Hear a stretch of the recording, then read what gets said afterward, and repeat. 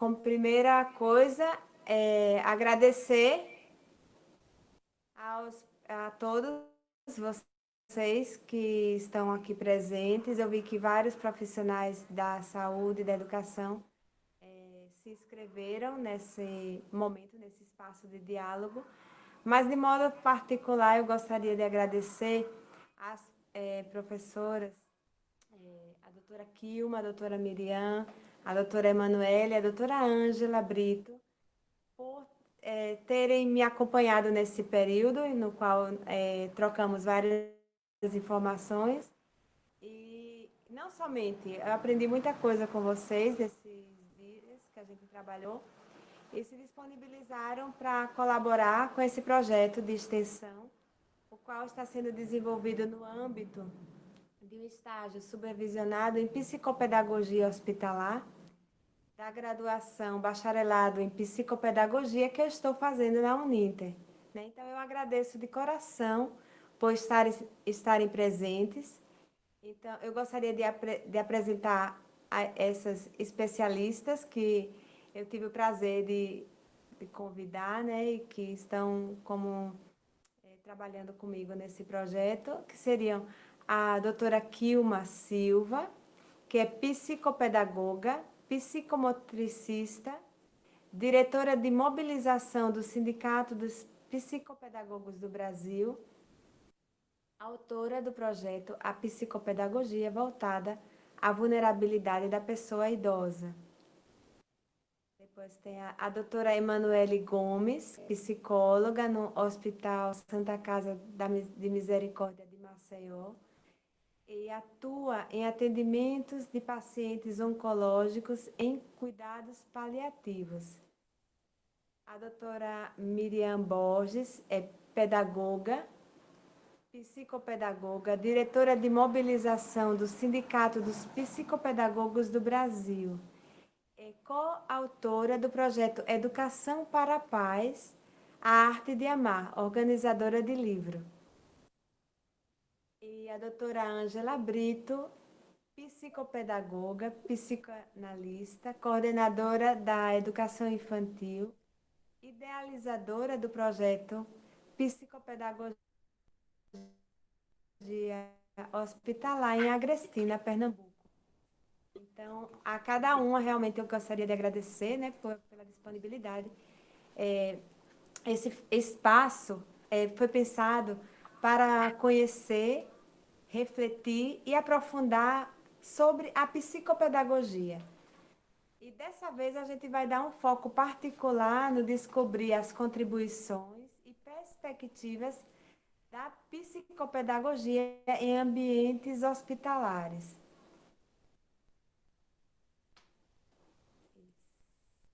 Na nossa programação está previsto um momento de exposição das nossas professoras e em seguida vai ter um momento de intervalo musical e logo a gente parte para um momento de diálogo, esperando que seja um momento, que tudo seja dentro desse desejo de construirmos juntas, né, esse momento.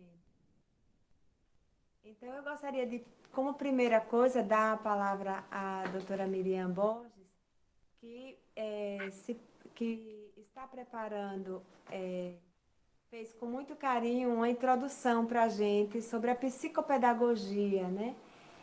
Segundo Olivia Porto, a psicopedagogia atua integrando saúde e educação, lida com o conhecimento no que tange a sua aplicação, aquisição, distorções, diferenças e desenvolvimentos por meio de múltiplos processos. Então, eu gostaria de pedir para a doutora Miriam se ela poderia nos falar sobre o objeto de estudo da psicopedagogia e os âmbitos no qual atua o profissional. Boa noite a todos e a todas, é um prazer, né, estar aqui, Regina. Lhe parabenizo por essa iniciativa, né, já no estágio você já está contemplando um trabalho tão promissor, né, nessa visão da psicopedagogia. E agora nós estamos aqui para fazer uma abordagem, né, breve abordagem, logicamente a gente vai dar uma pincelada e dar um toquezinho para todo mundo a se correr para os estudos, para a pesquisa que já estão fazendo. Eu gostaria que colocasse agora, né, o material que a gente... Então, o que eu quero falar assim, é que a psicopedagogia é a área que estuda e lida com o processo de aprendizagem. E sua dificuldade abrange tanto a área da educação como da saúde. Estuda a aprendizagem, os aspectos que a envolvem, como a pessoa aprende e o porquê não aprende. Quais as soluções para que resgate o vínculo da aprendizagem. Tem um material aí que eu acho que já está pronto.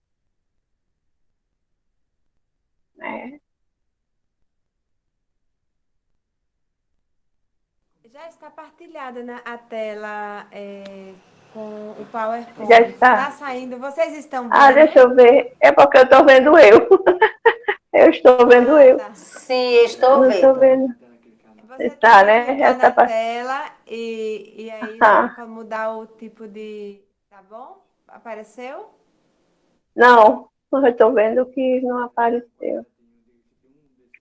A gente aqui está vendo já Então, pronto, está já no primeiro, né? No primeiro slide. Eu queria Sim, mostrar assim que consigo ver também. Sim. Eu não estou conseguindo, viu? Mas aí você vai dizer no primeiro, segundo, eu vou no primeiro agora. Então, o material que eu fiz assim, justamente para ser esse resumo, né, de apresentação.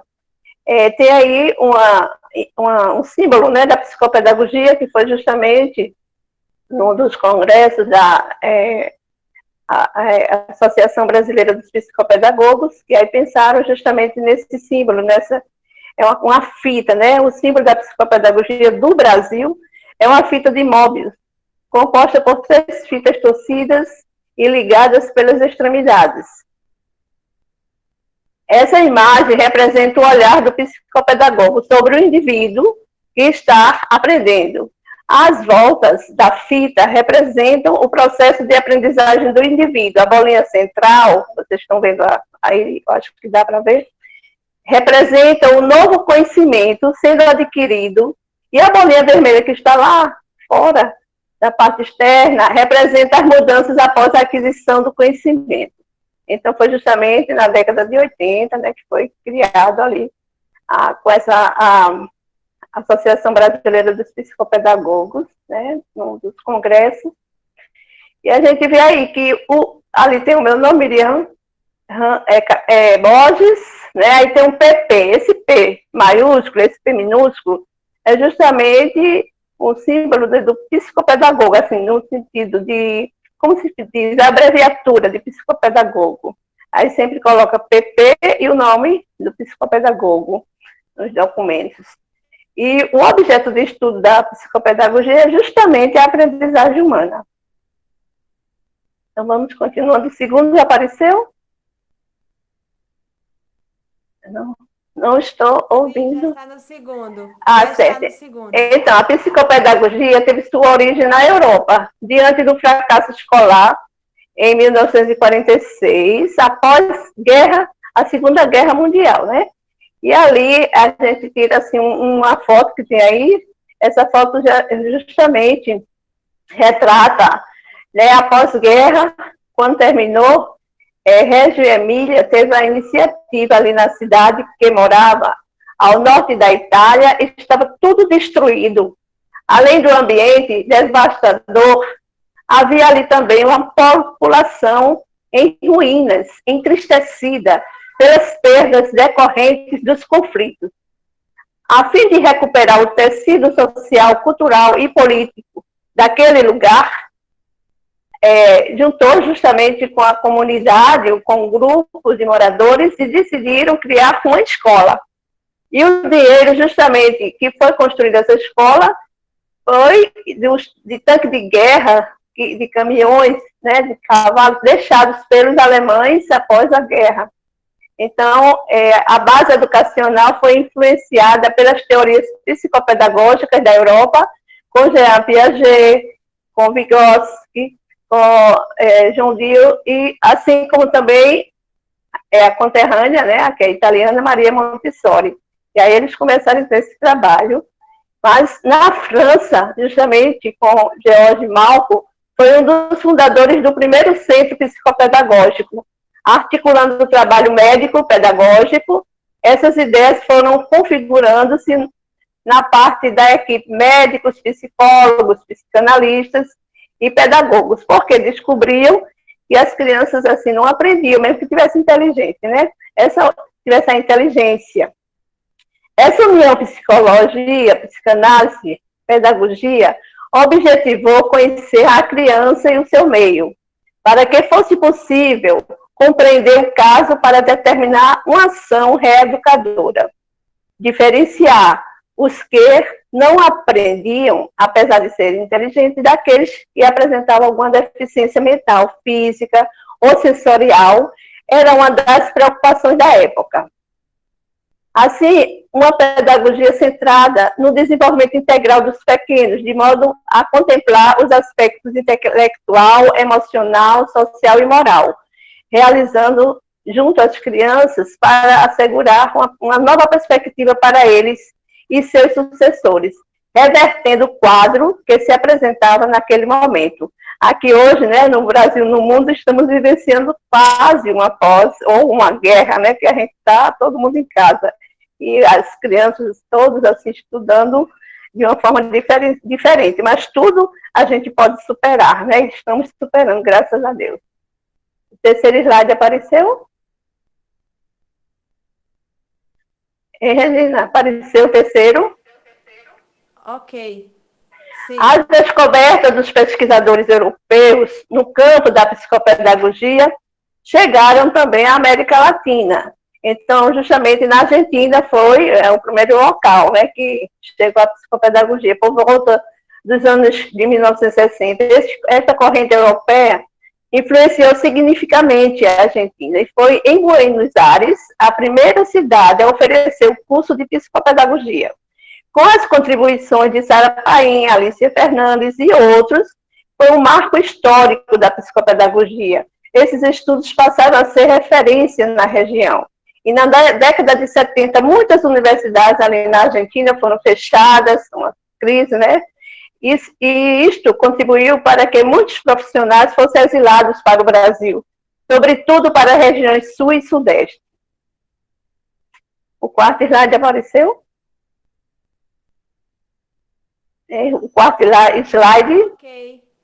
No Brasil, na década de 70, a história da psicopedagogia está ligada ao fracasso escolar brasileiro. E surgiu no Brasil para suprir essa necessidade, buscando alternativas para o sucesso escolar, diante do índice de reprovação do analfabetismo, né, e alto nível de analfabetismo, evidentes crise educacional. Aí temos, então, o professor argentino Jorge Visca, como um dos maiores contribuintes da difusão da psicopedagogia no Brasil. Foi o criador da epistemologia convergente e foi o fundador do Centro de Estudos Psicopedagógicos em Curitiba. Inclusive, foi colocada uma praça lá em Curitiba com o seu nome, né? Divulgador da psicopedagogia no Brasil, na Argentina e em Portugal. No Brasil, a psicopedagogia teve início como uma área ligada à psicologia e à pedagogia. Ficou muitos anos como um profissional psicopedagógico ligado à escola. Mas eles formaram assim, grupos de estudos, e o movimento educacional vinha trabalhando essas mudanças nessa perspectiva, foram encontrando soluções na psicopedagogia. Aos poucos, com grupos pequenos, seguiram aplicando as técnicas psicopedagógicas no sistema educacional e no sistema de saúde, a escola e faculdade. Então, nós temos, assim, algumas referências aqui do Brasil, de psicopedagogos que também deram os seus contributos valiosos, né?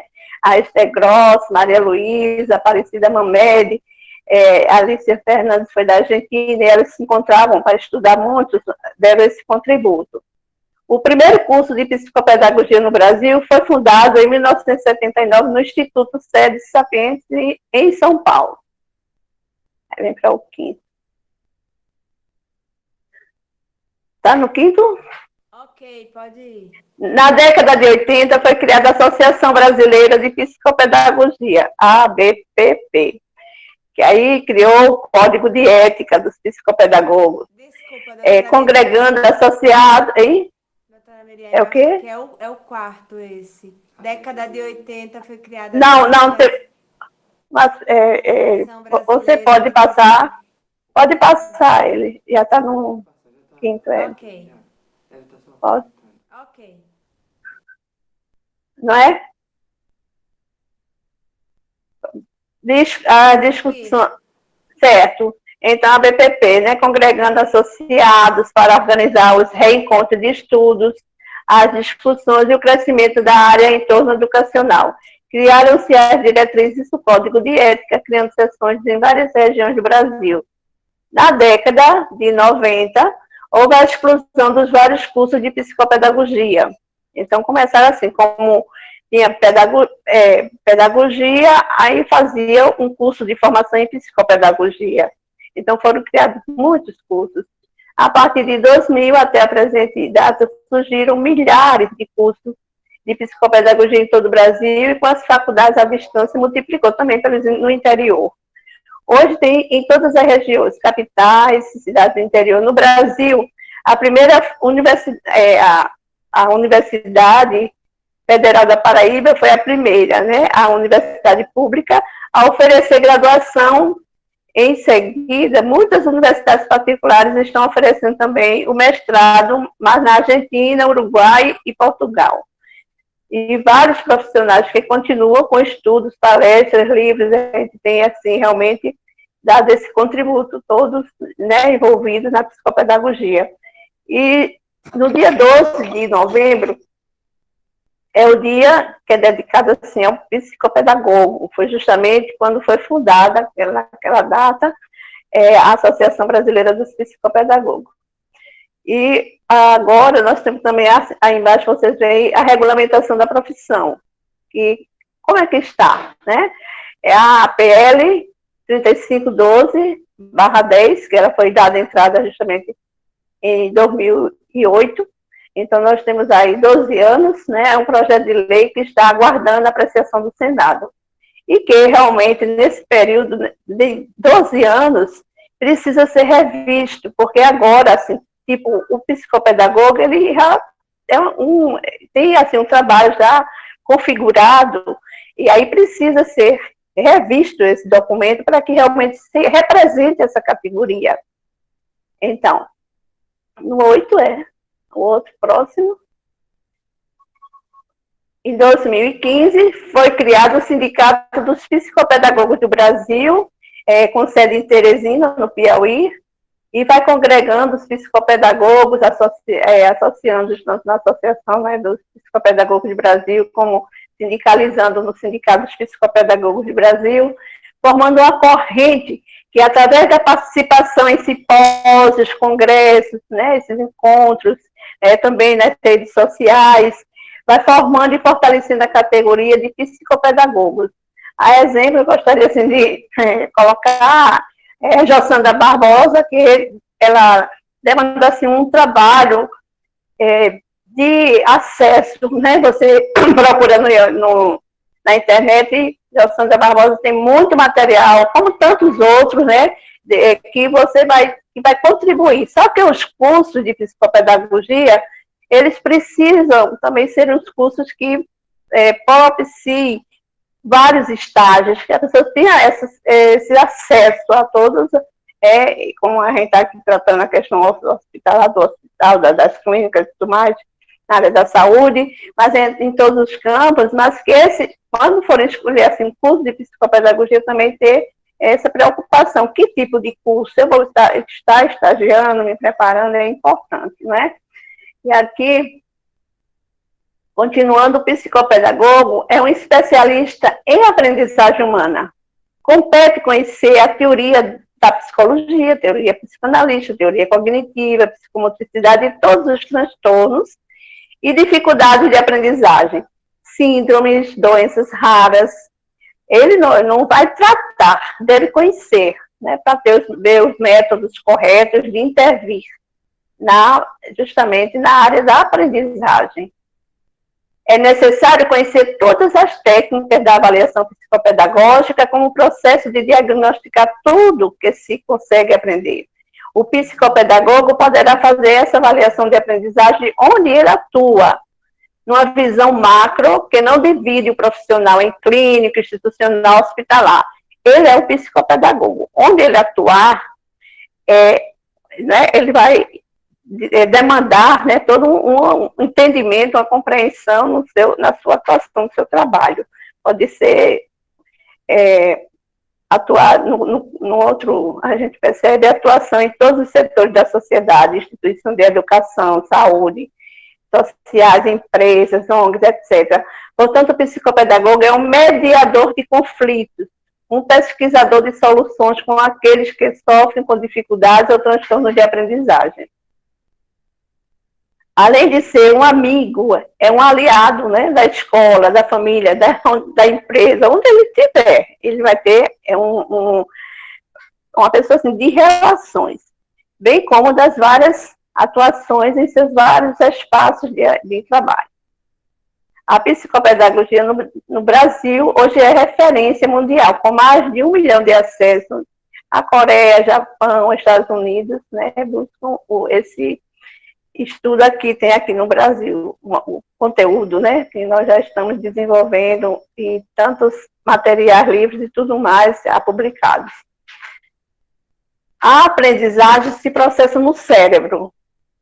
Então, o poder do cérebro, estimular o pensar positivo, sou capaz, é possível, vou conseguir. Então, são frases, assim, pontuais, né, para o trabalho psicopedagogo, tá, justamente trabalhando essa estimulação no aprendente. Se o psicopedagogo é um terapeuta da aprendizagem, buscar compreender como se processa a aprendizagem, que é o seu objeto de estudo. Isso que é importante. Então, afinal, se o psicopedagogo é o terapeuta da aprendizagem, se o objeto de estudo é a aprendizagem, o que é a aprendizagem? Entendeu? Então, assim, a gente percebe antes, assim, como a aprendizagem era assim, ensinava, a gente até tratava, ensino-aprendizagem. E muitas vezes, assim, os profissionais, né, assim, dão uma aula, né, eu dei a aula de português, matemática e tal, mas tem que existir a aprendizagem. Essa aprendizagem se processa no cérebro, seria o resultado, né, daquele todo um processamento. Então, com base nas neurociências que há 20 anos apresenta-se como uma nova abordagem, com visão mais moderna de aprendizagem, contribuições para entender e intervir nesse processo. E a primeira coisa que temos que aprender é que a aprendizagem é o começo, não é o começo, é o resultado de diversos fatores, estímulos sensoriais, atividades cognitivas, e a gente viu daqueles slides, e justamente é através dos sentidos, né, que chega todas as informações, né, no cérebro, que existe todo um procedimento, que agora nós não vamos aqui, né, abordar, é toda uma área de conhecimento, e para acontecer a aprendizagem, o resultado, depende de como se recebe, né, esses estímulos sensoriais e como eles se processam no cérebro. A neurociência é uma área que o psicopedagogo está aprimorando seus conhecimentos e construindo subsídios para a sua prática pedagógica. Então, aqui depois eu trago assim, uma mensagem, né, que o psicopedagogo é um profissional de relações, é a conviver, né, está apresentando, e conviver com família, profissionais, colegas, toda uma equipe que está ali, né, nesse trabalho, articulando, e ter bem claro que o objeto de estudo do psicopedagogo, e cada um, por exemplo, o psicólogo tem o seu objeto de estudo, o fonoaudiólogo, o neurologista, então nós vamos articular esses profissionais para compreender, né, ter um retorno, né, para compreender como é que aquele aprendente, né, no caso que a Alicia Fernandes deu o nome aprendente ensinante, pode superar, né, pode ser trabalhado para tentar buscar soluções, né, naquela dificuldade de aprendizagem, transtorno de aprendizagem, compreender e ter acesso. As pessoas precisam ser felizes.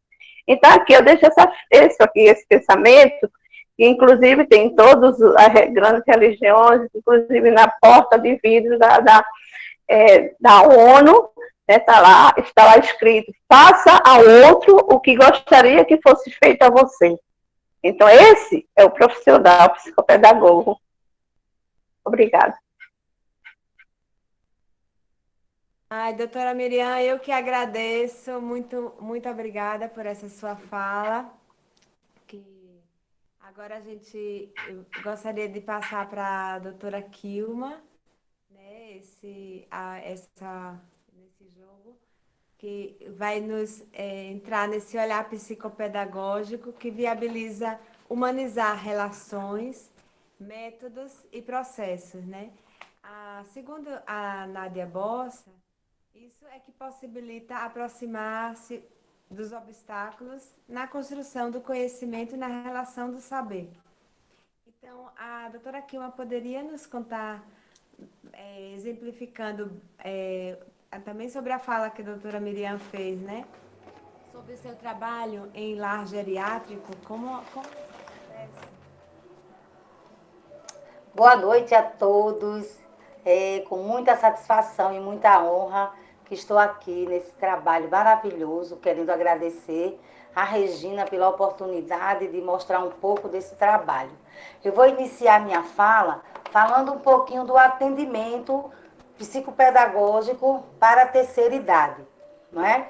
Que está direcionado a pessoas que apresentam dificuldade de memorização, por exemplo, que apresentam também redução no desempenho de realização de atividades, de esforço mental, dificuldade de aprendizagem em realização de atividades diárias, né, e reabilitação em algumas áreas cognitivas. As intervenções consistem num trabalho onde vários instrumentos psicopedagógicos serão utilizados para servir de estímulo nessa retomada de atividades e melhorar nesse processo. A intervenção ajuda nos aspectos pedagógicos, cognitivos, afetivos e sociais. E aí eu vou falar para vocês como surgiu o projeto de psicopedagogia, né, voltado ao atendimento em lar geriátrico.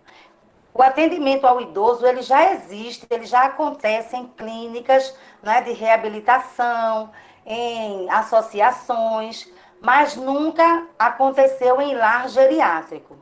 E aí, como bem disse a nossa colega Miriam, né, nós somos representantes do Sindicato de Psicopedagogia do Brasil, sou diretora de mobilização e, por conta disso, nós fazemos muitas ações. Então, na Semana do Psicopedagogo, como ela falou bem aí, que acontece em novembro, os diretores se mobilizam para fazer ações psicopedagógicas voltadas para o bem-estar da humanidade.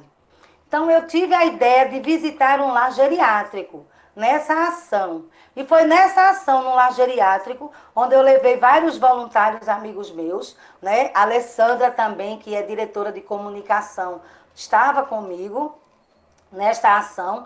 E foi daí que, quando eu cheguei em casa, eu amadureci a ideia de tornar isso viável a um atendimento sustentável dentro da psicopedagogia. Então, eu fui lá, amarrei o projeto, comecei a escrever, comecei a construir e foi construído pedacinho por pedacinho. E aí eu comecei a dar vida ao projeto. E aí começou o meu atendimento dentro dos lares geriátricos. E eu fiz um artigo dentro desse processo em atendimento. Esse artigo vai ser publicado agora no mês de novembro. Eu estou numa coletânea com alguns autores também, com outras propostas, e a minha é a vulnerabilidade do idoso. Então, o atendimento nos lares geriátricos, eles acontecem de forma sólida e eficaz. Eu tenho um grupo, né, de profissionais que me acompanham nesse trabalho, são psicopedagogos, psicomotricistas, nutricionistas, psicólogos, nós temos também fonoaudiólogos.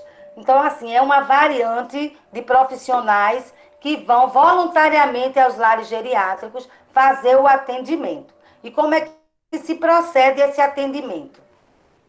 Nós começamos primeiro com a apresentação. Eu vou lá, me apresento ao lar geriátrico como idealizadora do projeto e nós começamos aí o processo de atendimento a partir do momento que eu entro no lar geriátrico. Então, no início, a gente é meio surpreendido com aquela fala de desconfiança, de achar que a gente está ali para vigiar. Hoje mais não, hoje eu já sou conhecida nos lares e eu já fico, Kilma, você vem quando? Kilma, quando é que vai voltar? Qual é o dia do retorno? Então eles já estão familiarizados com esses encontros. No início foi um pouquinho complicado por conta da invasão dentro dos lares. Então a gente faz uma avaliação geralmente com os donos, com as pessoas que estão lá, né, direcionando o trabalho dos lares geriátricos. E aí a gente começa a fazer o processo de avaliação, uma anamnese fragmentada, porque a família, o contato com a família é bem difícil. Quase nós não podemos ver a família, porque geralmente quem está no lar geriátrico não é uma regra, mas geralmente são pessoas abandonadas. São pessoas que estão ali porque a família, por alguma razão, por uma razão ou outra, não conseguiram dar conta daquela demanda. Então, deixa lá no lar, porque aí tem outros atendimentos, outros especialistas, e aí aquele idoso vai ter um atendimento mais eficaz. Mas a solidão continua dentro deles, né? Então, a gente tem pouco contato. Quando a gente consegue um contato com a família, é maravilhoso. Mas é bem complicado o contato com a família. Então, a gente faz essa avaliação, né? Como é o sono deles, que hora eles dormem, como é a rotina. A gente faz todo o processo avaliativo. O que é que eles brincam, quais as atividades diárias deles. E, a partir daí, aí nós começamos a montar o nosso atendimento. Das informações trazidas pela geriatria, nós começamos a montar o nosso atendimento. E aí começa o primeiro dia de encontro. Geralmente nós vamos nos sábados à tarde, porque de manhã eles têm horário para acordar, acordam meio abusados. Então a gente não arrisca ir de manhã, a gente sempre vai à tarde, que encontram eles mais solidários conosco. Então, assim, aí a gente faz o primeiro encontro, que é o acolhimento. Nesse acolhimento, a gente já tenta fazer um vínculo com eles. E aí a gente, quando consegue, é ótimo. Tem alguns que a gente tem dificuldade de chegar perto, mas a gente deixa eles super à vontade para que eles cheguem da forma que eles quiserem. É uma coisa que eu sempre digo, não é obrigação, é satisfação. Quem não quer participar, fica lá no seu lugarzinho, mas aí eles acabam querendo. Quando eles veem a animação, as brincadeiras que a gente leva. Eu levo uma brincadeira muito legal que minhas amigas que me acompanham nesse projeto sabem, que é o lava-saia. E eles lavam a saia lá na beira do rio, como se estivessem na beira do rio, e eu vou convidando, não vai querer, daqui a pouco está todo mundo lavando a saia, lembrando da beira do rio, onde lavou a saia, onde a mãe lavou a saia. Então, essas memórias trazem para a gente resultados positivos. Então, desse primeiro momento de acolhimento, a gente sempre leva o lanche coletivo, um lanche com frutas, né, com sucos naturais, para que eles possam estar ali confraternizando conosco aquele momento. E aí a gente faz 4 a 5 encontros, dependendo da necessidade da geriatria. E aí a gente já parte para as atividades cognitivas, sensoriais, emocionais. A nutricionista já faz o balanceamento de que tipo de alimento. É todo um processo dentro desse projeto de atendimento geriátrico. Nós já visitamos geriatrias em Garanhuns, eu já fui para Vitória, eu já fui para... Aqui em Recife eu conheço várias geriatrias dentro desse projeto. E eu não sabia como é gostoso você fazer um tipo de atendimento como esse dentro de lar geriátrico. Em Garanhuns a gente atendeu lá quase mais de 70 idosas e fomos muito bem recebidas por elas. Então, assim, é um trabalho satisfatório, grandioso e que nos traz muita felicidade. Agora nós estamos fechando com a neurometria. Dr. Marcos Dias, aqui em Recife, ele está representando a neurometria aqui em Recife e nós já estamos fechando aí uma parceria para que eu leve a neurometria por lar geriátrico, para que o atendimento seja de imediato, porque nós fazemos as avaliações e as intervenções ao mesmo tempo, porque com o idoso não dá para você esperar. Então a gente começa a traçar as intervenções dentro da própria avaliação. De que forma?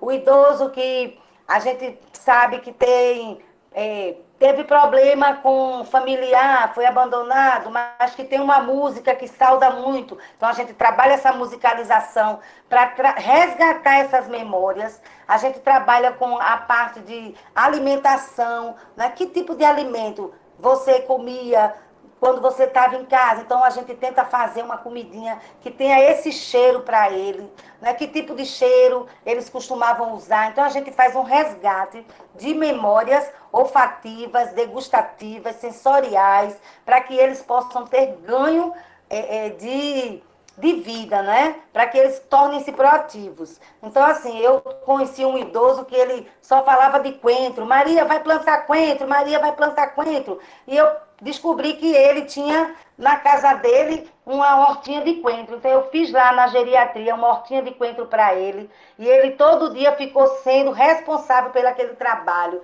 se tornando proativo, se sentindo importante dentro da sociedade, dentro daquele ambiente social onde ele convive. Então, o trabalho é dentro desse viés, né? Então, a gente tem as orientações, a gente orienta a equipe da gente, como é que vai fazer o trabalho, faz reunião, como é que a gente vai abordar, como é que a gente vai fazer as intervenções com aqueles idosos. As atividades são todas lúdicas, a gente constrói as atividades junto com eles, e as atividades são todas lúdicas, com papel, com rolinho de papel higiênico, com bolinhas, então, com luvas, então com canudinho, toda atividade é direcionada. E a gente faz as atividades para cada região do cérebro. Então, se eu quero atingir o oxigênio, vamos trabalhar a respiração com eles. Se a gente quer atingir a memória, vamos trabalhar uma brincadeira onde eles movimentem o cérebro para lembrar de algo. Então, a gente leva música, a gente leva foto de cantores, né, que é do tempo deles. E a gente procura saber se eles têm foto de família, para que eles possam falar, para que eles possam contar a história deles, e a gente conta da gente também. Então, tudo isso é feito dentro desse processo de atendimento. E o ganho é assim, primordial, é 100% de ganho. Então, assim, é um trabalho voltado para o lar geriátrico. Ele é um trabalho, eu sou pioneira aqui em Recife, né? Eu que idealizei o projeto, mas o projeto não é meu, o projeto é nosso, porque eu quero que esse projeto ganhe o mundo, e é para isso que eu estou trabalhando, para que esse projeto possa ser olhado por 1 milhão de pessoas, para que as pessoas possam olhar para o idoso como se fosse você, né? Porque envelhecemos a partir do momento em que nascemos. A gente acha que envelhecer é só depois dos 60, mas todo dia você envelhece um pouco. Nasceu, envelheceu, nasceu, envelheceu. Então, é um processo que a gente não se dá conta, mas a gente tem que pensar ontem, na nossa velhice, né? Nos nossos resgates, né? Na questão social, de se tornar proativo, de se tornar importante, de repetir história, qual é o problema, né? De amar, de beijar. Idoso também tem as estruturas sexuais organizadas, né? A gente acha que só rapazinho, só jovem pode, idoso pode tudo, dentro das peculiaridades deles. Então, é para isso que eu tenho resgatado a vida dessas pessoas, que eu tenho transformado a vida dessas pessoas nesse projeto maravilhoso, e que eu conto com todos vocês. Então, é mais ou menos assim o projeto. Acontece, né, de uma prazerosa e de forma muito digna. Então, eu quero deixar para vocês aqui, assim, ó, oferecemos à população idosa um novo olhar para si mesmo e para a vida, proporcionando o resgate e o despertar de novas aprendizagens, superando dificuldades cognitivas, emocionais e sociais. Muito obrigada, eu espero que vocês procurem saber mais do projeto. O projeto é maravilhoso, e que nós nos abracemos, nos demos as mãos para que esse projeto caminhe a cada dia.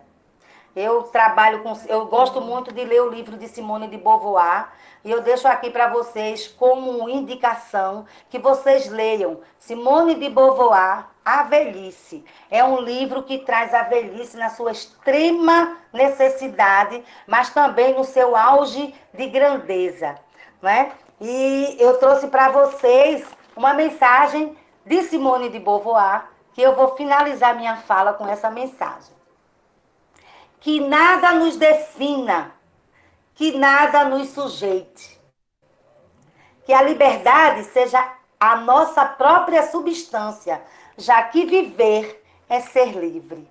Uma boa noite, muito obrigada a todos.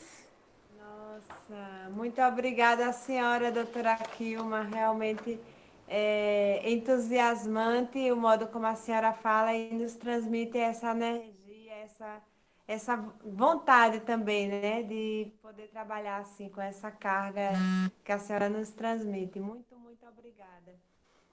Então, vamos passar agora para a doutora Emanuele, né, a qual eu dou com muito carinho, agradecer também pela sua inserimento como psicóloga no nosso trabalho de psicopedagogia, né? Eu fiquei muito tocada pela sua experiência e por isso, assim, sendo daqui de Maceió, onde eu habito no momento presente, foi a primeira pessoa com a qual eu troquei informações sobre essa realidade de trabalho em hospital, né? Me tocou bastante que na instituição hospitalar, essa abordagem contextualizada que permeia o agir de cada profissional se articula assim, muitas vezes nas equipes interdisciplinares, né? Então, como é a sua experiência como psicóloga dentro dessa equipe interdisciplinar no hospital? E também me permitiria uma segunda pergunta, que seria também a relação com o paciente. Como é que esse vínculo, né, que se estabelece com ele? Como é isso? Então, boa noite. Vocês estão me ouvindo bem? Sim, Vocês estão me ouvindo eu bem? estou ouvindo bem. Mais alguém? Certo. Joia. Eu estou ouvindo bem. Ok, estou ouvindo bem também. Obrigada. Pronto. Então, né? Falar sobre a experiência no hospital é também falar de uma experiência de aprendizagem, né? Por mais que eu não atue como psicopedagoga, assim como psicóloga no hospital, mas todo dia eu aprendo, né? Eu aprendo a lidar com o paciente, né? A lidar com os outros profissionais da equipe. Cada dia os pacientes me ensinam, né? Um pouco mais. E os outros profissionais também me ensinam, né? Sobre as suas áreas. E eu atuo no hospital com pacientes em cuidados paliativos. O que é que seria isso? Se chama de cuidado paliativo, cuidados paliativos, né, um conjunto de cuidados que visa proporcionar qualidade de vida. E acontece com pessoas, aplicado com pessoas que não têm mais uma proposta de tratamento curativo. Né? Então, são doenças geralmente crônicas, né, doenças que não têm cura. No meu caso, eu atuo com oncologia, então, né, tem um leque de doenças, né, e os pacientes com quem eu atuo atualmente, né, são pacientes já numa fase mais avançada da doença.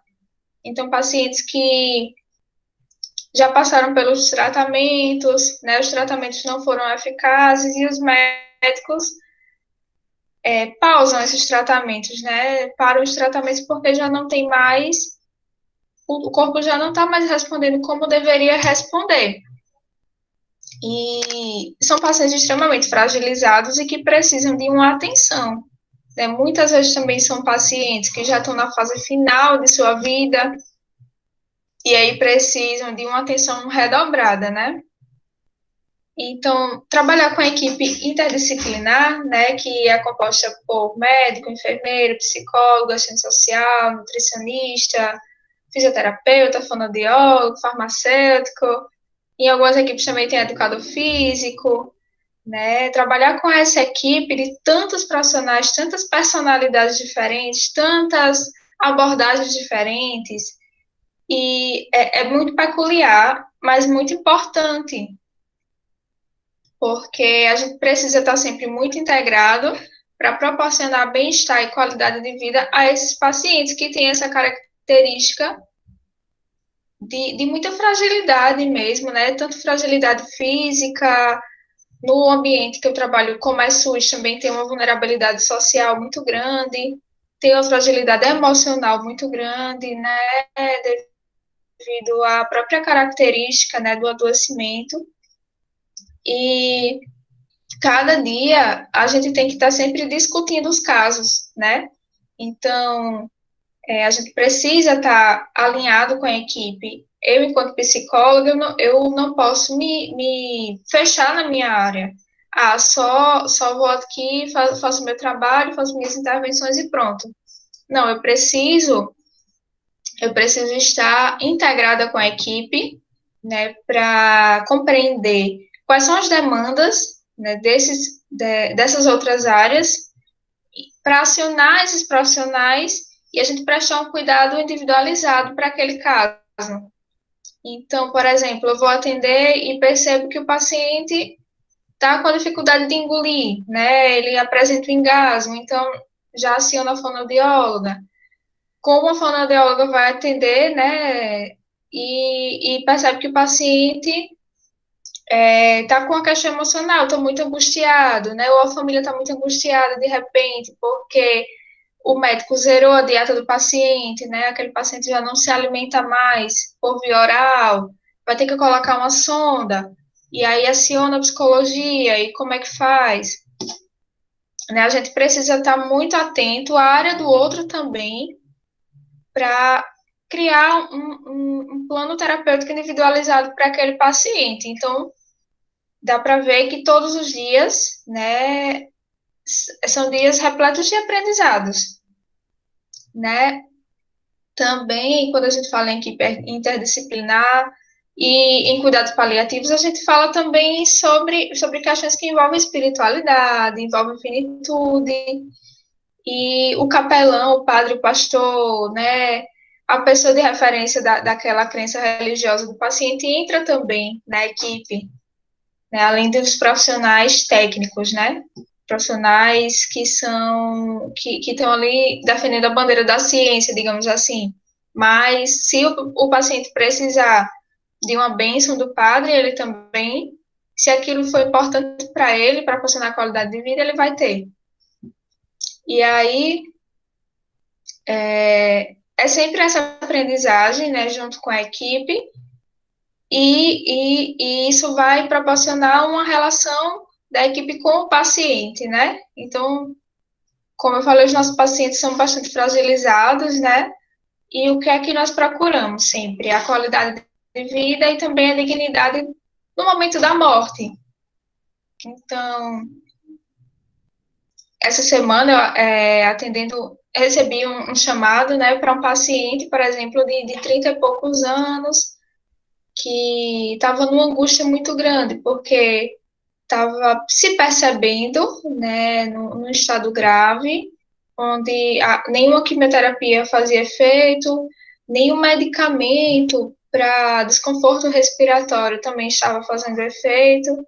A médica explicou para ele, né, falou para ele sobre a sedação paliativa, né, que é uma medicação que é o último recurso da gente quando todas as medicações, né, para melhorar o desconforto respiratório ou qualquer outro tipo de desconforto já não estão mais fazendo efeito, e ele pediu, né, então foi muito forte para toda a equipe, né, um paciente jovem, quer queira, quer não, a gente se identifica, né, com esse paciente, e ele pediu uma sedação, né, ele estava lúcido, estava orientado, né, em suas faculdades mentais, e pediu a sedação. Mas aquilo foi apresentado como um recurso para ele, um recurso que proporcionou vai proporcionar, né, uma qualidade e uma dignidade no momento da partida dele, né? Senão ele iria partir com sofrimento.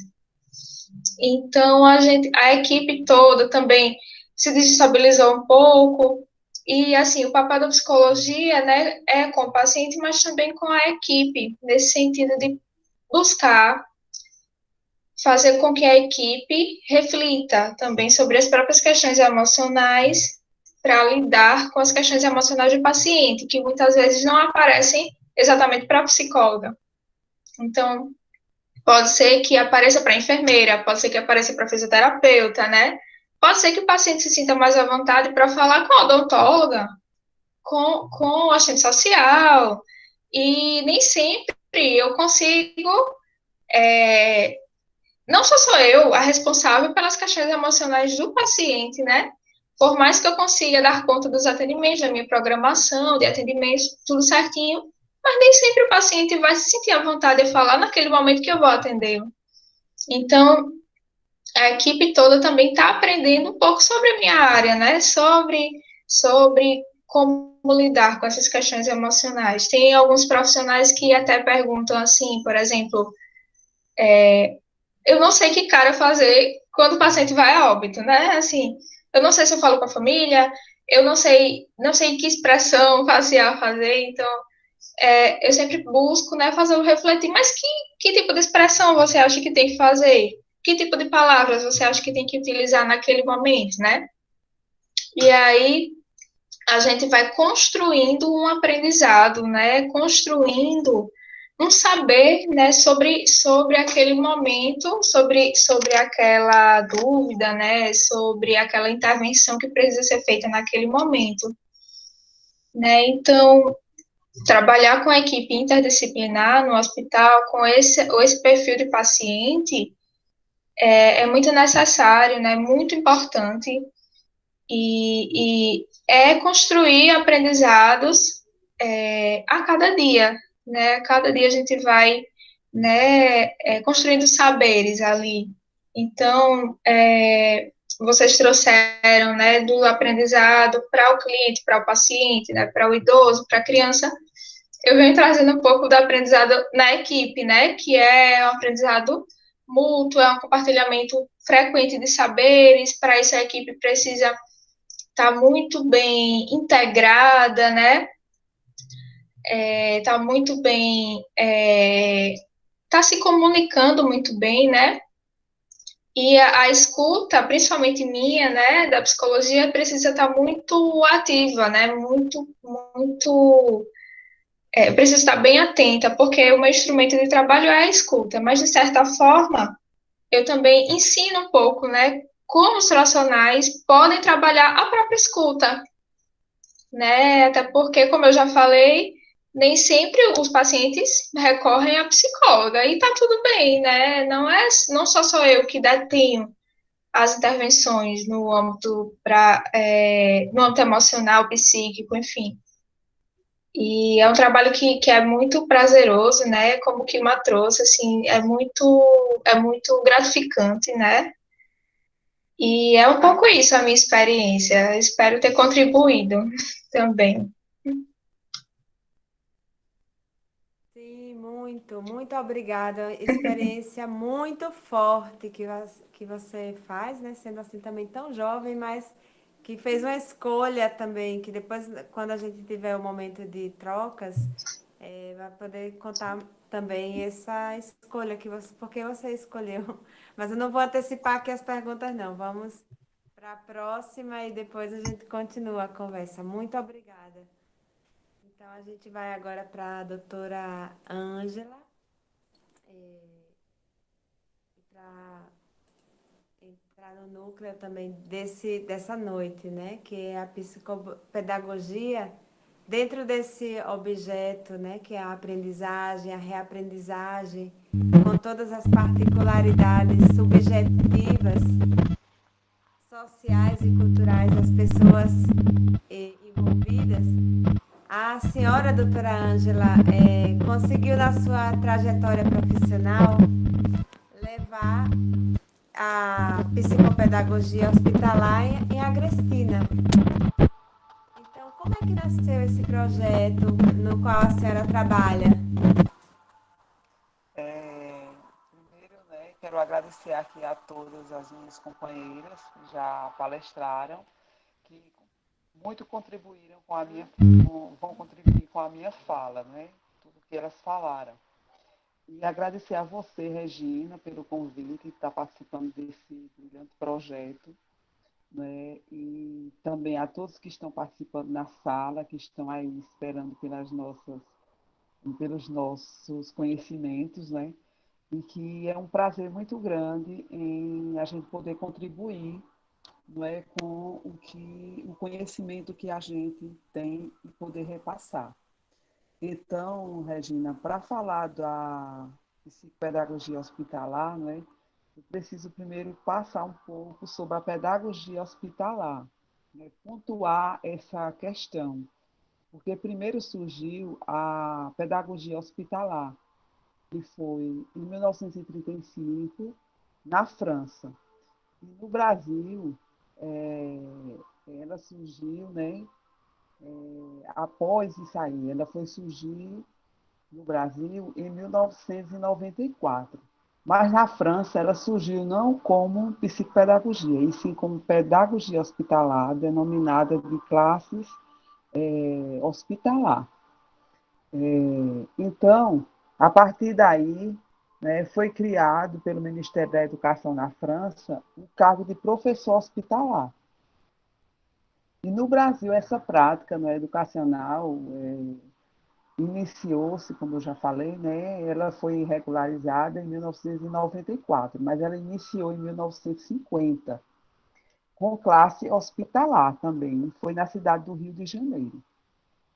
E quando ela se normatizou, foi entre meados de 2001 a 2002, com o atendimento psicopedagógico especial, com uma educação especial. E daí, né, foram surgindo os atendimentos a partir da pedagogia, foi surgindo idealizadores, né, da proposta psicopedagógica hospitalar. E foi por aí que eu enveredei, né? Assim, na minha formação de psicopedagogia clínica institucional, eu tinha esse anseio de expandir essa atuação dentro das instituições, né?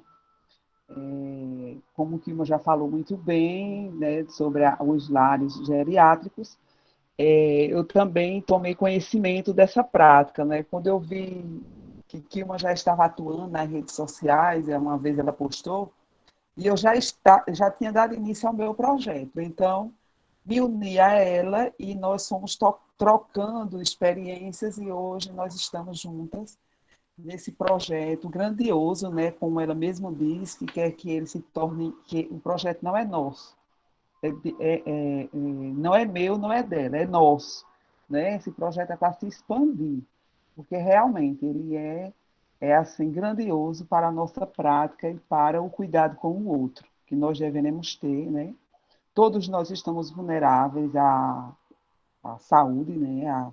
A perder a nossa saúde e precisamos também desses cuidados. Então, surgiu assim esse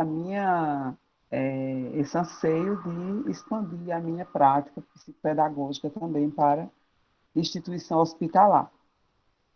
E essa experiência ela não se resume só na ociosidade ou no isolamento do paciente, né? Mas ela é ao contrário, ela é humana, certo? E ela oferece inúmeras possibilidades de realizações pessoal e interpessoal da pessoa hospitalizada. Não é?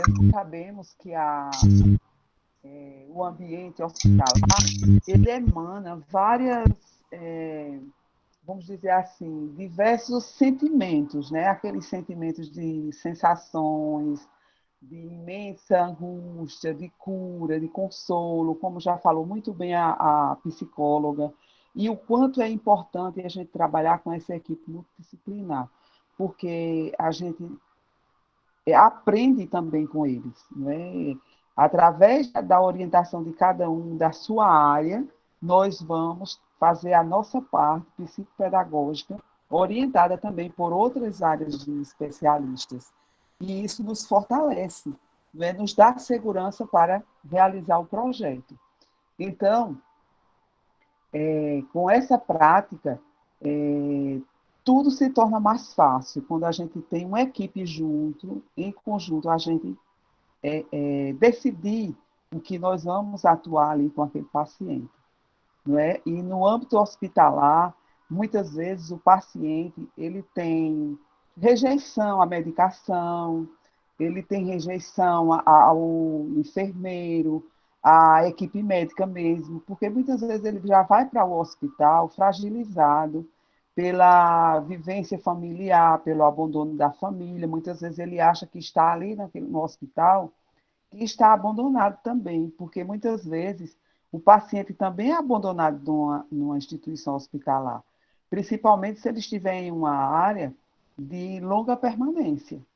Não é? E a atuação psicopedagógica ela não está presa no hospital apenas ao paciente que tem alta prévia, mas principalmente aquele que está em longa permanência, seja ele paciente crônico ou não, idoso ou não. Então, a nossa atuação está nesta visão, né? A gente tem uma visão global de todos os pacientes. E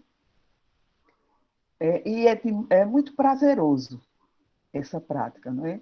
E quando eu comecei a atuar, eu achava, não é, que o paciente não ia aceitar, porque ele estava ali acamado, ia se achar incapaz de realizar as atividades. Mas com a equipe multidisciplinar preparando o paciente, principalmente o psicólogo, né? Eu também, através da minha formação de psicanalista, também já tenho um olhar voltado para isso, aí, para o psique, para as angústias do paciente, e facilitou muito também essa atuação, certo? E dentro de um dos objetivos que eu sempre gosto de frisar, como é que a gente pode, né, proporcionar àquela pessoa, mostrar para ela que ela é capaz, não é? E ela tem necessidade, ela precisa retomar os seus processos cognitivos, né? E através dessa aceitação, ele também trabalhar, né, a sua psicomotricidade, né, a partir das intervenções especializadas. E quando é bem aceito, há um ganho. Esse ganho é visto por toda a equipe. A equipe multidisciplinar, ela visa, não é, que o ganho foi muito bom, aonde o paciente passou a aceitar a medicação, passou a aceitar o seu tratamento, passou a aceitar o cuidador, que muitas vezes a família entrega o paciente a um cuidador que ele nem conhece. Então, a gente vai trabalhar também aquele cuidador para que ele tenha esse cuidado, né? Se aproxime do paciente, se sinta capaz de estar próximo dele, de gerar confiança a ele. E conseguimos realizar vamos dizer, essa interação do paciente com toda a equipe hospitalar. Foi uma experiência ímpar para mim, muito satisfatória, né? As atividades são realizadas também com ludicidade. Trabalhamos a questão de temas temáticos, onde a gente trabalha o Natal, o junino, no qual muitas vezes eles se identificam muito com a fase junina, né? Com o período junino. Dia dos Pais, Dia das Crianças. Existe o envolvimento também da questão espiritual. Eu tenho aqui me identifico, pergunto, né, qual a sua religião. Aí tem um dia que eu levo um grupo da religião católica, outro dia eu levo a equipe de evangélicos, e vamos interagindo diante da necessidade da qual eles apresentam e querem participar, entendeu? A gente não chega com a atividade pronta. Nós vamos primeiro saber do que ele gosta, do que ele quer participar. E através daí tudo acontece.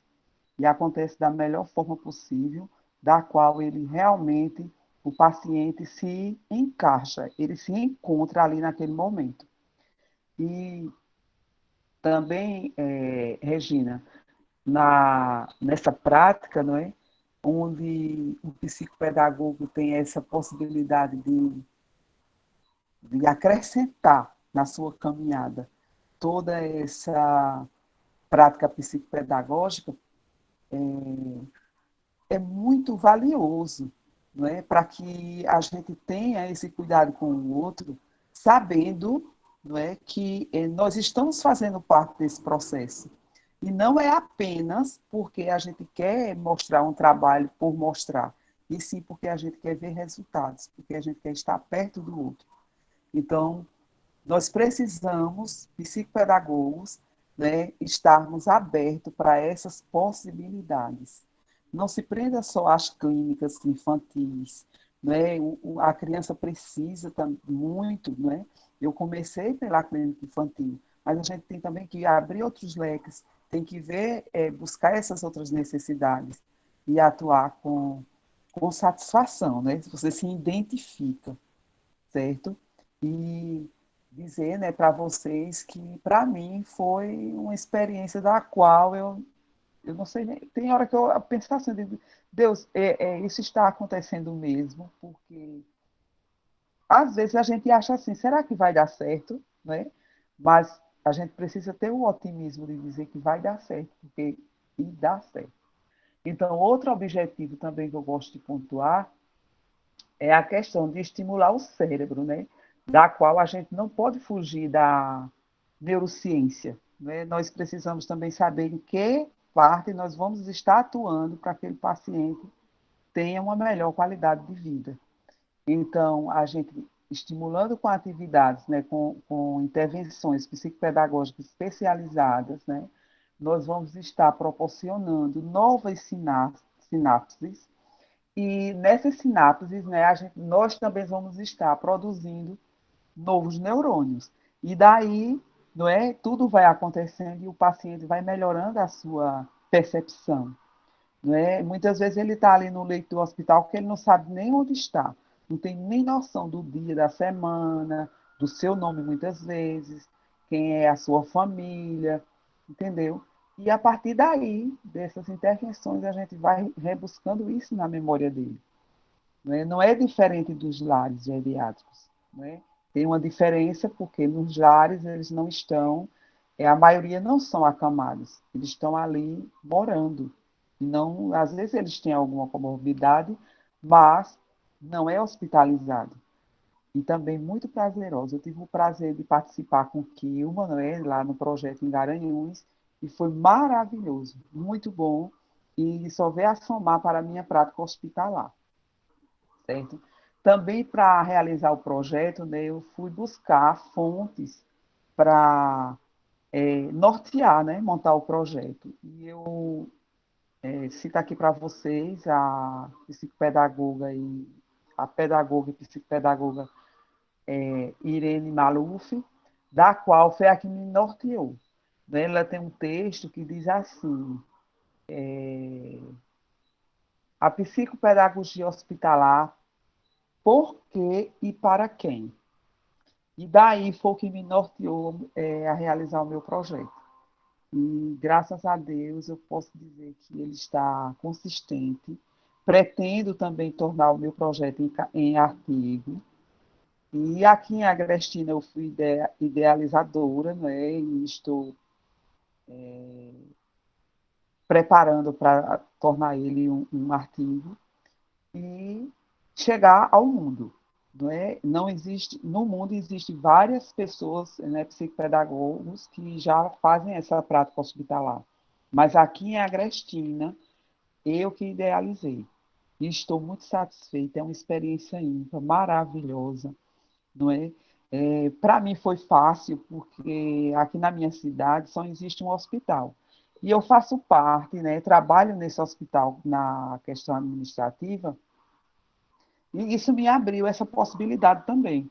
Né? Eu fui bem aceita, né? E levei o projeto e todo mundo aceitou e ele aconteceu, e está acontecendo. No momento, eu estou afastada por conta da pandemia, né? E estou me sentindo também um pouquinho frustrada por não estar atuando, mas assim, com muito desejo e anseio de voltar, e com certeza vou voltar, certo? E são muitos projetos, né? Muitas ideias ainda a acrescentar a esse projeto, certo?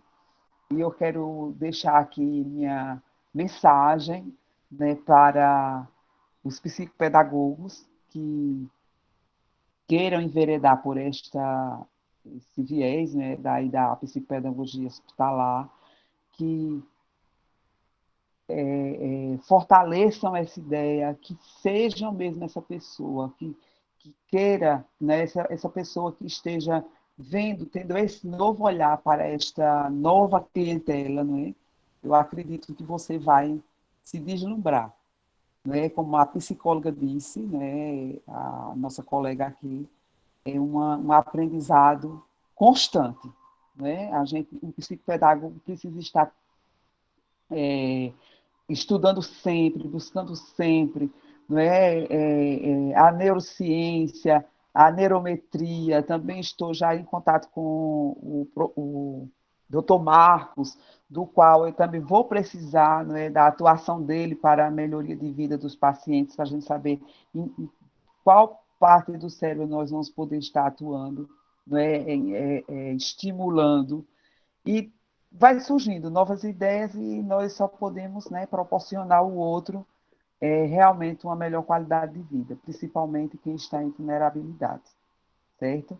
E eu deixo aqui a minha mensagem, imensamente agradecida, né, para dizer a todos os psicopedagogos e a todos vocês que a relação transdisciplinar permite ser promissora a prática proativa da psicopedagogia. É só a gente acreditar, né? Ser proativo sempre. Então, muito obrigada e até a próxima, né? Espero ter contribuído, certo? Um beijo grande. Um prazer estar aqui nessa tarde hoje, compartilhando com vocês conhecimentos e aprendendo também, né? Novas experiências, cada uma nas suas falas me contemplou bastante. Muito obrigada, queridas amigas, e a todos vocês. Muito obrigada à senhora, doutora Ângela, por essa fala tão importante, né, que exemplifica assim o núcleo dessa experiência, né, que a gente está querendo transmitir hoje. E para cada uma de vocês, né, hoje, eu gostaria de dizer muito obrigada. Temos recebido aqui no chat vários comentários de agradecimento. Temos como a gratidão e essa riqueza, né, da fala de vocês, que todos os participantes têm apreciado com muito. Eu estou muito feliz também pelas pessoas que estão aqui presentes, porque enriquecem, né, esse espaço que a gente abriu.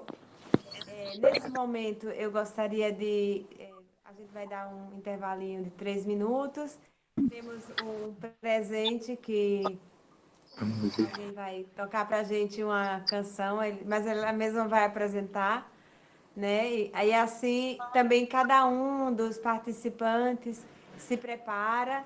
Por favor, quando for fazer o diálogo, se apresente o nome e, assim, alguma coisa sobre a sua profissão com relação a perguntas, vou já dizer para quem que dirige essa pergunta, se para a doutora Kilma, a doutora Ângela, a doutora Emanuela, a doutora Miriam Borges, de maneira que... E também gostaria de pedir sempre para ser breve, né, para dar espaço para que muitos possam fazer suas colocações. Mas vamos para um intervalo, tá? Musical. E até musical, isso. Vamos ver? Olá, boa noite. Conseguem escutar bem? E obrigado, essa conferência top, né? Um evento assim, uma honra, né? que eu até pensei, conversando um pouco, trocando ideias, essa canção do Toquinho e de Vinícius de Moraes, Aquarela, porque é perfeito para psicopedagogia, pelo que eu estou aprendendo hoje ainda mais, né? Então, vamos lá, vamos cantar junto, né?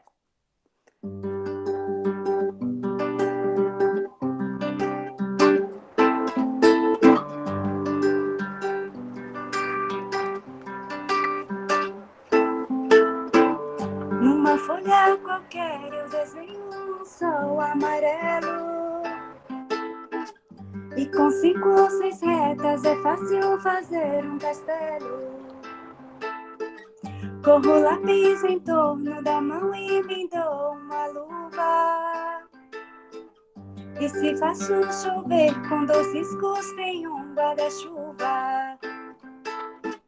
Se um pinguinho de tinta cai num pedacinho azul do papel, num instante imagino uma linda gaivota voar no céu. Vai voando, contornando a imensa curva, norte e sul, vou com ela, viajando Havaí, Pequim ou Istambul. Pinto um barco à vela, navegando, é tanto céu e mar num beijo azul.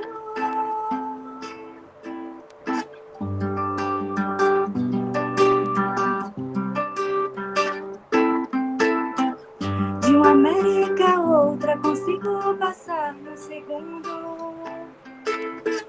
Giro um simples compasso e num segundo eu faço o mundo. O menino caminha e caminhando chega ao muro, e ali logo em frente a esperar pela gente o futuro está. E o futuro é uma astronave que navegar em tempestade, nem piedade, nem piora, de chegar sem pedir licença, muda nossa vida, então convida a rir ou chorar. Nessa estrada não nos cabe conhecer ou ver onde virá fim dela, ninguém sabe bem ao certo onde vai dar. Vamos todos numa linda passarela de uma aquarela que um dia enfim descolorirá. Numa folha qualquer eu desenho um sol amarelo que descolorirá.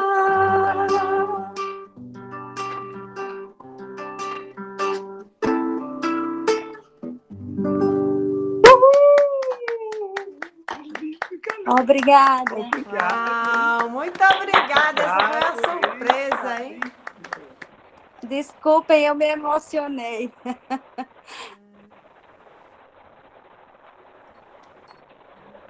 Muito lindo, parabéns. Muito obrigada, hein? E aí, agora a gente abre... Parabéns pela música, perfeito. Regina, eu gostaria de... Muito bem.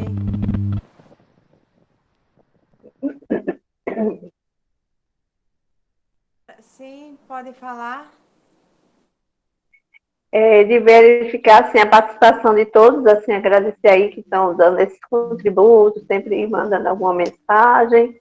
E diretamente a gente está conectados, né? Estados Unidos, África, e aqui do Brasil, de vários estados, inclusive tem meu irmão Zorosco, que é lá do Paraná, né? E a gente está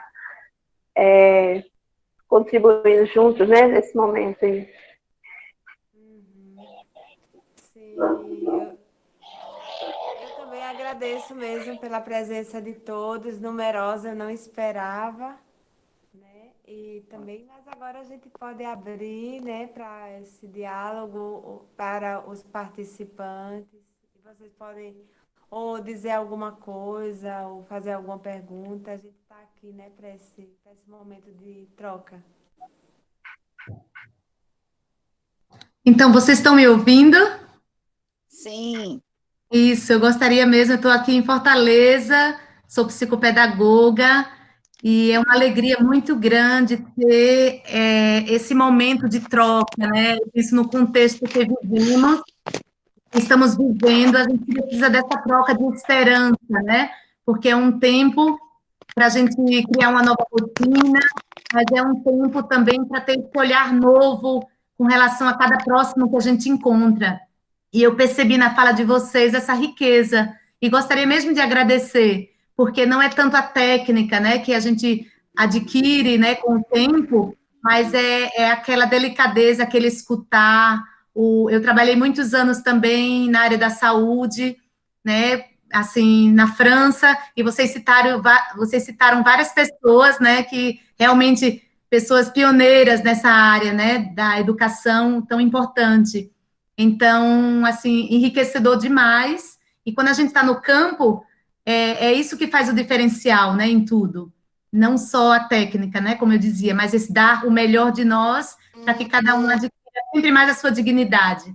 Então, de continuar esses projetos, né? Então, assim, não é que tem uma pergunta específica para alguém, né? Assim, mas é de dizer que também na minha área hoje, atuando, realmente é esse o motor de tudo, né? Que criando autonomia para cada um, essa liberdade também, e que ensinar o outro também, eu penso isso aqui, a encontrar também as respostas dentro de si, porque tem muito também, né? Então ajuda essa parte da interiorização, não só fora, né, mas dentro de si.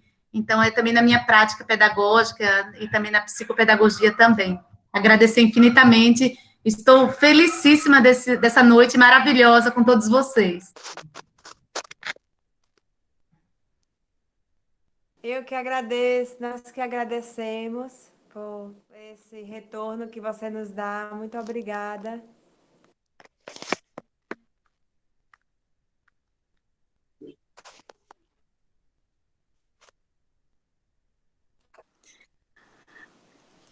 Eu teria uma pergunta, talvez foi falado sobre a questão da psicopedagogia. Para mim foi uma coisa nova com relação aos idosos, né? Então, Abra seu vídeo. eu esqueci de... Ok. Essa questão da psicopedagogia para os idosos, que eu não sabia, foi algo novo. E muitas coisas novas, né? Muito interessante, Meu nome é Júlia, eu sou a administradora, eu trabalho em uma clínica quiroprática. Minha pergunta seria assim, sobre a questão como aplica-se a pedagogia, a psicopedagogia nesse momento, né, da pandemia, como tem sido alguma experiência seja família, criança, idoso nesse caso, né? Como tem sido? Para quem a pergunta? Quem quiser responder. Eu não sei. Doutora Miriam, doutora Ana. Eu vou complementar, porque eu sei que minhas colegas todas têm experiências à vontade, né? Então, nesse período de pandemia, logicamente, a gente também fechamos as clínicas, né? Todo esse espaço. E meus clientes, que eu atendo também numa clínica, na Clínica Vida em Caraçu, e eles, inclusive, tinha uma criança que eu acompanho, que ela tinha um autismo seletivo, e que com os 3 meses a gente fez um trabalho conjunto com a equipe, e com a pandemia, então nós não tivemos mais esses encontros. Em maio, eu me coloquei à sua disposição. Tem um microfone aberto. Era bom que fechasse os seus microfones, quem não está falando. Fecharam, né? Assim, eu me propus de atender. Não, partiu também de uma colega assim, da escola, que devido ter partido com a morte na Covid, o avô, e a criança de 5 anos, ela estava assim, muito assim, triste, né? E com uns comportamentos que preocupou tanto a minha colega, que é a coordenadora da escola, que deu consultoria psicopedagógica, e me procurou. Aí eu atendi uns 3, 4 atendimentos online, né? E aí o que é que eu faço nesse atendimento? Eu utilizo o que eles têm em casa, porque eles têm uma riqueza assim, de brinquedos, de tudo. E aí, trabalhar a memória, a gente pergunta, né? Logicamente, eu apresentava assim, algumas. Eu mostrou a casinha, a barraca, os brinquedos, e a gente trabalha assim, a linguagem oral, a compreensão, mandava algumas atividades sugestivas, mandava uma foto, tirava, e construção. Eu sei que assim, acho que os 3 atendimentos, eles já disseram que ela estava dormindo melhor, estava bem. Esse olhar psicopedagógico, essa escuta, isso aí faz a diferença, porque a gente envolve. Então, eu também tenho outra também cliente que eu estou atendendo, e ela é 5º ano, ela teve realmente, com a neurometria, a gente já faz um diagnóstico preciso, né? O doutor Marcos disse que está aqui presente, ele tem dado esse contributo, e tem transtorno de atenção, déficit de atenção. E eu faço esse trabalho, aí já fiz a intervenção com a professora de reforço, porque às vezes a gente conversa com a mãe, mas a mãe é ocupada, trabalhando, não dá o que a gente encaminha. E aí eu tive que fazer essa intervenção, porque é justamente para exercitar o prazer, né, pela escrita, a atenção para fazer assim, a construção do texto, tinha muitas dificuldades, assim, e com essas intervenções, mesmo online, a gente vai pontuando, vai observando, é só uma meia hora, aí organiza-se uma meia hora, ela encaminha alguma atividade pelo Zap, e ela, sei lá, faz, e aí outra meia hora eu digo assim, nesse intervalo dessa outra meia hora, você já faz agora e manda para mim, para não deixar para depois, e também até para organizar o tempo, porque é importante. A gente também, como psicopedagoga, a gente organiza um horário, uma rotina com eles, né, de cada dia, para justamente ir trabalhando o uso do tempo, né, aprendendo, né, a utilizar o tempo.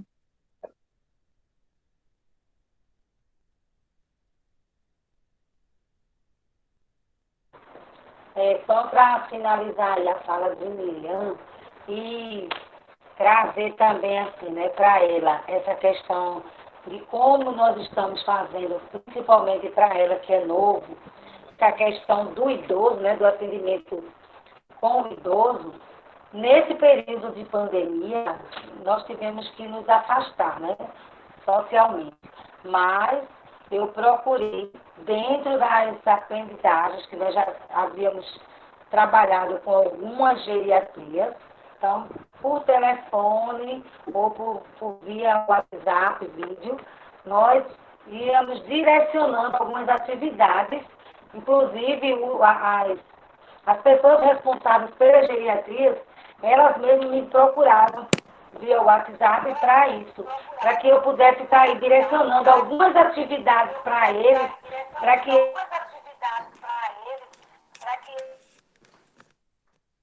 já havíamos construído junto com eles. Então, nesse período de pandemia, eu não fiz atendimento nenhum, né, presencial com idoso, nem dentro do consultório. Eu fechei o consultório e só vou atender agora a partir de setembro, com os protocolos de atendimento, mas eu fiz como Miriam, assim, atividades direcionadas dentro das rotinas diárias das famílias. Né? E com o idoso a gente está fazendo as atividades que possam proporcionar a ele estabilidade e bem-estar, mas tudo online. Eu estou pretendendo iniciar o presencial a partir de setembro ou outubro, mas assim, com o mínimo de distanciamento, de que forma eu vou fazer isso eu ainda não sei, mas eu estou estudando as possibilidades de voltar a atender as geriatrias.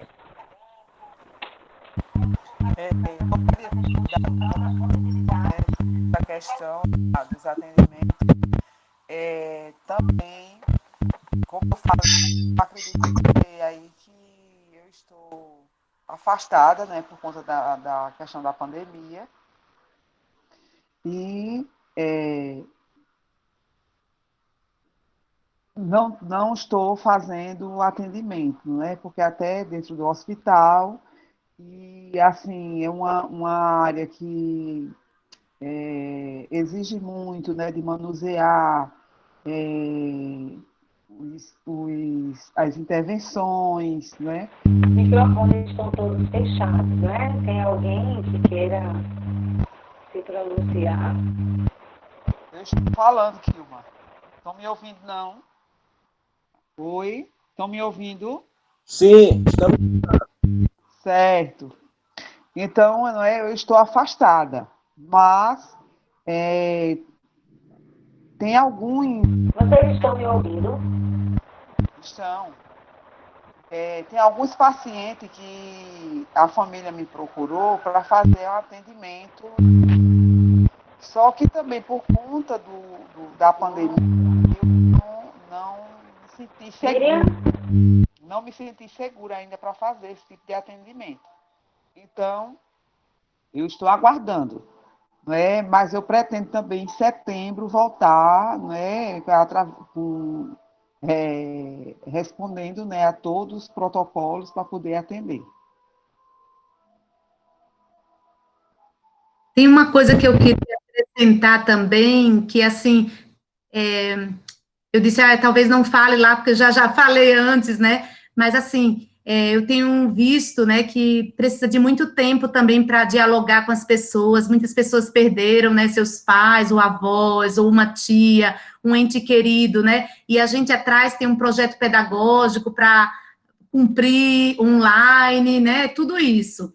E eu vejo que é muito importante dialogar, conversar, falar da morte, falar o sentido dessa nova etapa que estamos vivendo. Então, as crianças, jovens, adultos, e né, também as pessoas da terceira idade, né? Então, faz sentido para eles, né? E ter esse espaço. Depois a gente faz um projeto, continua as atividades dinâmicas, tudo que a gente precisa tem um sentido maior, porque teve a escuta, a troca, acolher esse sofrimento deles, é um ganho, é uma formação, é uma troca para mim, mas assim, é recíproco, né? Mas precisa mais desse espaço agora do que antes. Antes não tinha toda essa realidade que estamos vivendo, vivenciando, né? Então, eu penso que para todas as idades, crianças, eu atendo crianças com 4, 5 anos, então, falar, ela perdeu a avó, não é uma pequena coisa, então faz sentido, no momento não podemos ir no cemitério, mas logo que voltar, né, que seja possível, para ela faz sentido também pedir para os pais ir até o cemitério, pedir para fazer o luto, né, toda essa realidade que eu vejo que também é um desafio para todos nós, psicopedagogos, né, então era uma coisa a mais que eu queria desse momento importantíssimo de escutar e depois, você sabe que vai dar continuidade a todas as atividades e dinâmicas, não passar a página muito rápido para tudo que eles estão vivendo. Obrigada. Isso, bem interessante isso que você trouxe, porque... Fiquei com uma pergunta. Era justo para a doutora Emanuele que eu queria perguntar. Desculpa, você pode continuar, depois eu pergunto. Você quer complementar? E aí eu respondo de uma vez. Eu queria que a senhora que falasse sobre a questão da sua escolha, como da sua formação, que não escolheu ser somente psicóloga, assim, atuando na clínica, por exemplo, né? Mas a senhora fez uma formação específica, então isso também é uma coisa um pouco particular, que poderia enriquecer também para outras pessoas que estão aqui.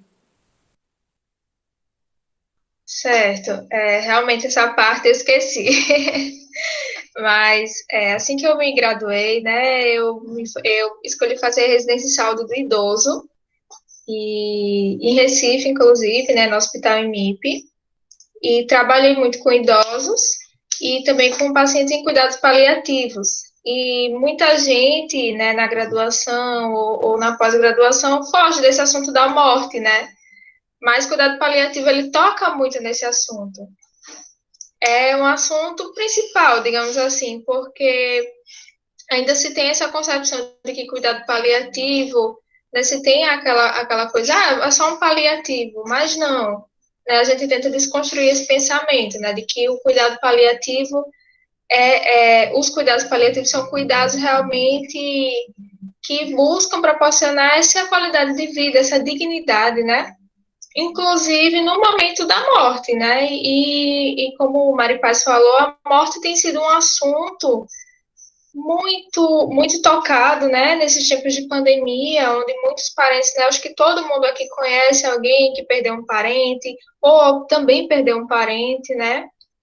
Nesse tempo. Mas a morte assim, aquele assunto que ninguém quer falar, né?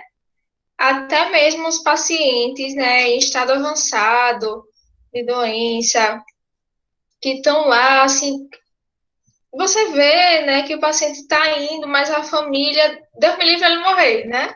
Se ele morrer. Mas, assim, todo mundo vai, né? Então, é muito difícil tocar nesse assunto em tempos normais. E a gente é forçado, digamos assim, né, a falar sobre isso em tempos de pandemia, porque a morte, nós não conseguimos simbolizar a própria morte, né? Vocês já pararam para pensar no momento da própria morte, né? Então, assim, é difícil, né? A gente vê a morte enquanto espectador, né? A gente não consegue se imaginar morto. Para o nosso inconsciente, somos imortais. Porque é uma experiência que a gente nunca passou, né? Por mais que a gente tenha outras experiências na vida que a gente nunca passou, mas outras pessoas passaram e já nos contaram como é, a gente vê, mas a morte não. Então, antes, né, quando você vai ver na história, a morte era algo um pouco mais falado, né? As crianças iam para os enterros, né? As crianças eram envolvidas naquele ambiente familiar, aquele assunto era um pouco mais aberto, digamos assim, mas hoje a gente tenta preservar, né, as crianças, às vezes até os idosos, né, como se a morte não fizesse parte da vida, né, então, assim, essa escolha minha, eu vi nesse âmbito, né, de cuidados paliativos, de trabalho com idosos, uma oportunidade de contribuir também, né, como para mim. Acho que a minha família tem muito essa coisa de envolver, né, e tratar a morte como um assunto natural, por mais pesado e duro que seja, né, e não quer dizer que seja fácil, mas a minha família tem muito essa coisa de tratar a morte como um assunto natural, né, daí eu lembro desde pequenininha, né, enterro do meu avô, então, assim, para mim não era tão difícil falar sobre isso, né, e eu vi uma oportunidade de contribuir mesmo, né, não só falando sobre esse assunto, mas também contribuir trabalhando em equipe para proporcionar aos pacientes, né, essa escuta diferenciada que no dia a dia faz tanta diferença. E foi mais ou menos por aí, né? Às vezes a vida leva a gente por caminhos que a gente nem sempre entende, mas aqueles caminhos vão fazendo sentido para a gente, né? Na nossa história de vida, no nosso dia a dia, né? E para mim hoje estar nesse lugar faz muito sentido, né? E falar sobre esses assuntos faz muito sentido para mim. Consegui responder, consegui contemplar mais ou menos a pergunta. Sim, para mim foi muito boa. Muito obrigada. Muito obrigada. Tem mais alguém que gostaria de fazer perguntas? Opa, boa noite. Posso? Eduardo, pedagogo aqui de Recife. Sim, sem dúvida. Que prazer tê-lo conosco essa noite. Ótimo. Então, não é também a pergunta, é mais para agradecer, né, a oportunidade do diálogo e parabenizar, né, a organização, né, as expositoras, né, a princípio, brevemente, por 3 pontos, né?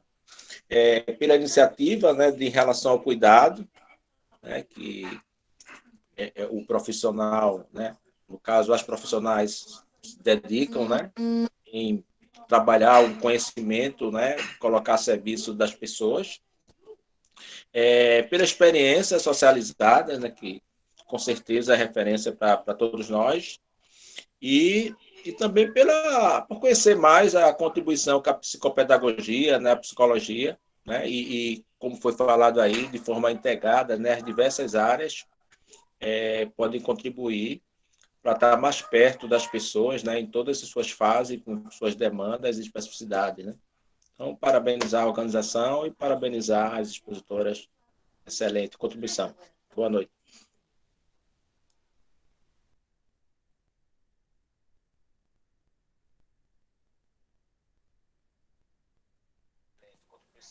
Nós que agradecemos pela sua presença também, professor Eduardo, também o trabalho que desenvolve, né, no estado de Pernambuco, que é algo que precisaria fazer uma videoconferência só com o senhor para poder conhecer toda a bagagem, né, que carrega também. Então, muito obrigada. Estamos muito felizes com a sua presença, viu? Grato, grato.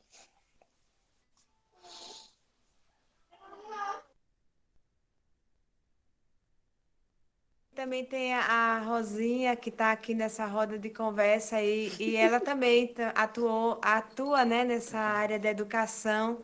O que é que você achou da explanação das professoras? O que você acrescentaria, Rosinha?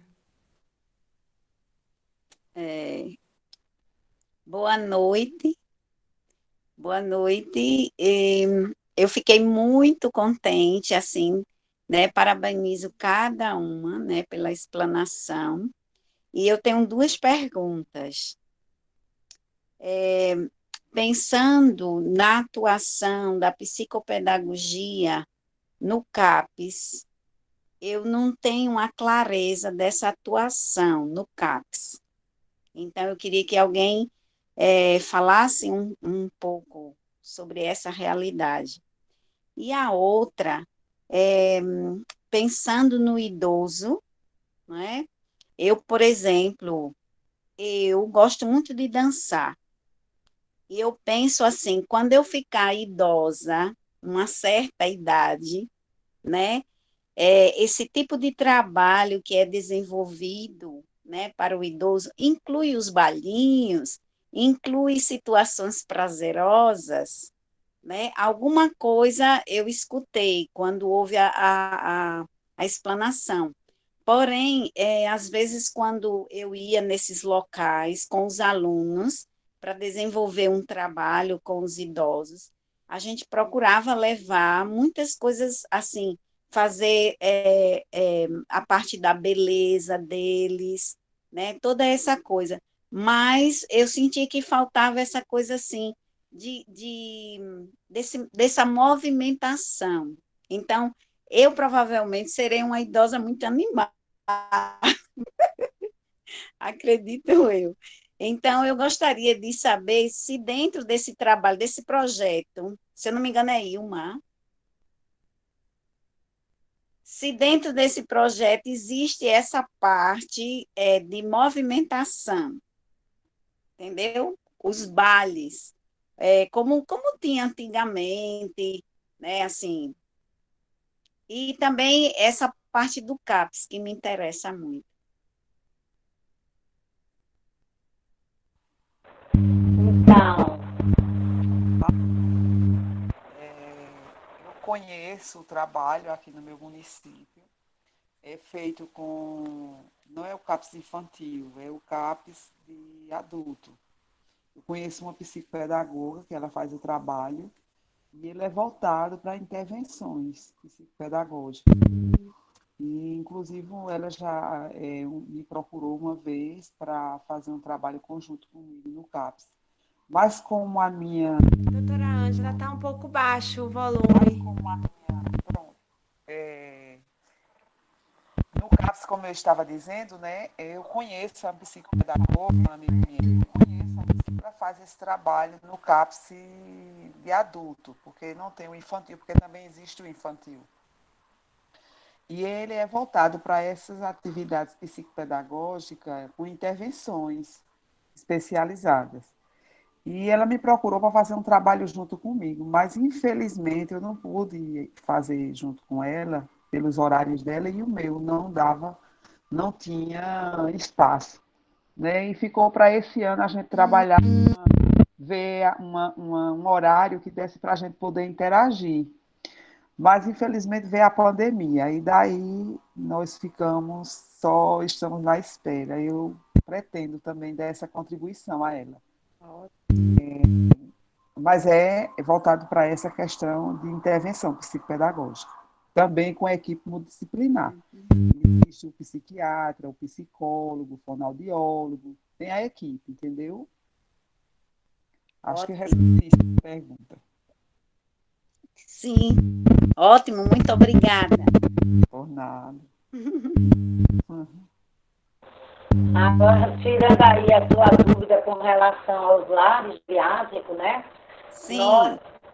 Nós fazemos as intervenções e aí na finalização, que é a conclusão do trabalho, aí sim a gente faz de acordo com a necessidade de cada atendimento, de cada geriatria, a gente faz sim um grande baile.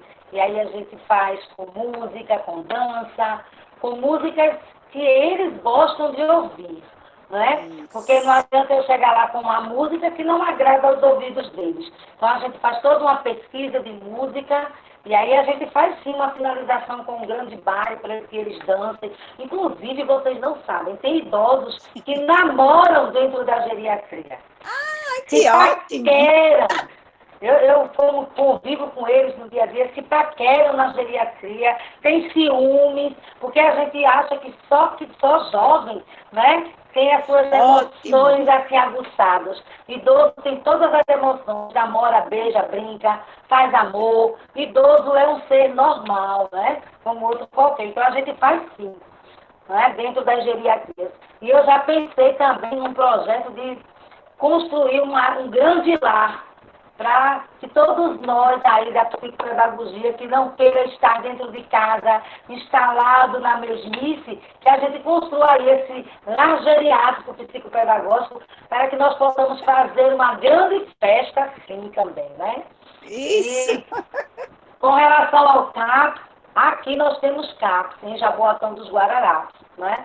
Que atende, mas não, a psicopedagogia, ela ainda está infelizmente, né, caminhando, porque ainda somos ocupação, não somos profissão. E aí é bem complicado estarmos dentro dos CAPs, né, dentro dos atendimentos que possa dar esse suporte maior. Né? Eu fiz um projeto para que nós pudéssemos estar dentro desses espaços, ajudando as pessoas a melhorar seus comportamentos, a melhorar suas condutas cognitivas, sociais, dentro de um trabalho conjunto. Mas a gente precisa se unir. A psicopedagogia precisa aparecer. A gente precisa parar de se comparar com o professor de reforço. Psicopedagoga é terapeuta de aprendizagem, né? E a gente precisa dizer isso para as pessoas. Quando eu iniciei meu trabalho, chegava muita gente lá, muito pai, com o caderno das crianças, para eu rever as tarefas. E eu ia lá com o maior amor, com o maior carinho, explicando para eles qual era a minha atuação naquele momento. Aí eu pensei que era professor de reputação, que a gente possa atuar na terapia de aprendizagem, se mostrar, criar projetos e ir mesmo aí para as redes sociais, né, criar políticas públicas, ir lá na Câmara dos Vereadores. A gente precisa fazer uma movimentação psicopedagógica para que a gente possa atuar dentro dos CAPs, para que a gente possa atuar dentro dos CRAs, né? Dentro dos conselhos tutelares. Tem muita criança que vai para o conselho tutelar que tem um transtorno de aprendizagem, tem uma dificuldade de aprendizagem e vai lá para a liberdade assistida para ficar pior do que já está. E o olhar do psicopedagogo poderia mudar tudo isso, mas a gente precisa criar essas políticas públicas e esses projetos e levar lá para que eles possam estar aí aprovando, ok? E vamos dançar, porque Ei, dançar é ótimo. muito bom. Isso Ótimo. mesmo, e vamos dançar, já que a gente não pode dançar agora, mas podemos até dançar, né? Se alguém mais tiver alguma coisa para colocar, senão a gente chama um novo momento musical para ir fechando.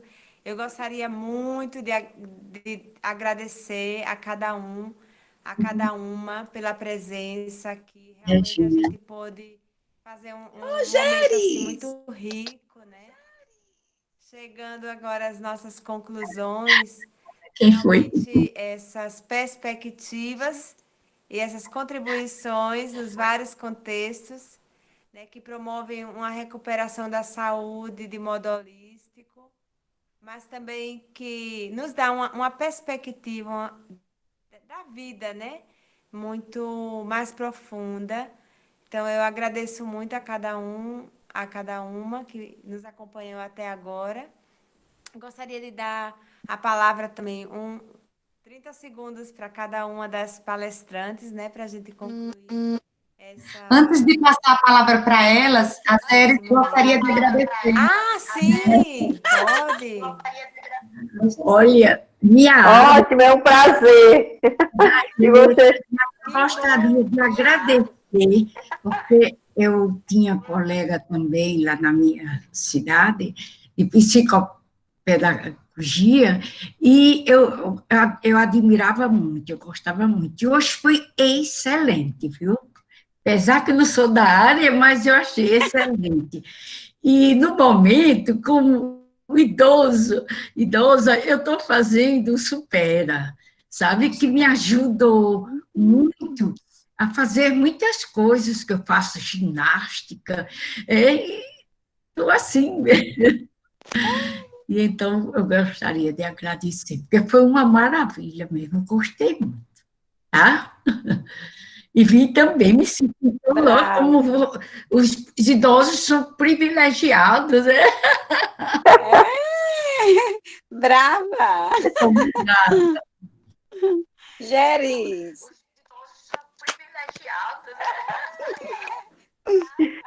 Ô, Regina, a Lúcia ainda está aí da África?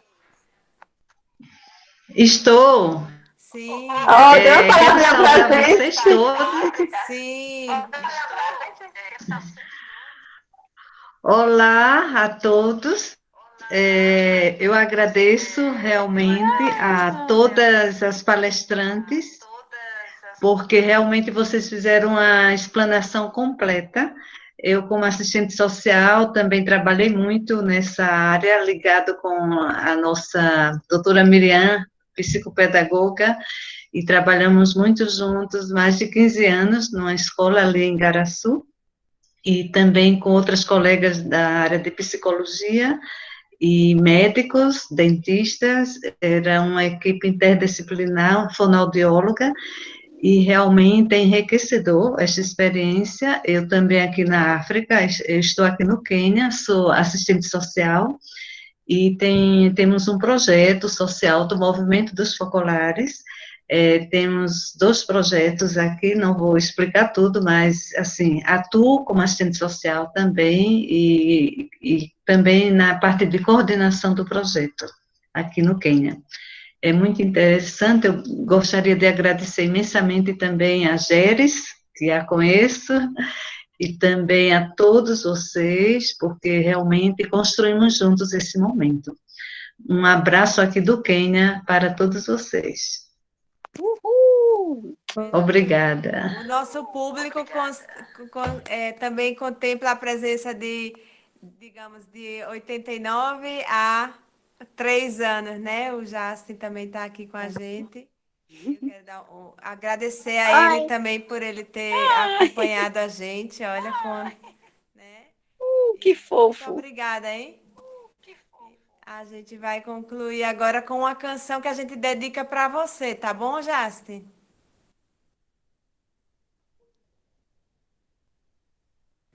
Amor sem preconceito, tá?